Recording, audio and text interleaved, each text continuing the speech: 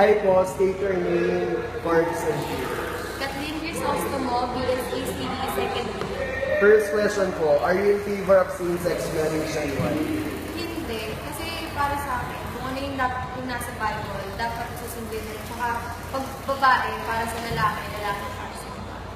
If President Duterte will implement same-sex in our country, do you think that Catholic Church will be in favor or against it?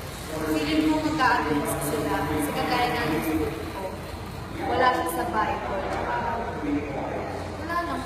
Para sa akin kasi mas okay na may relationship kayo, pero kung na kayo magpakasal, kasi dadamay niyo kayo.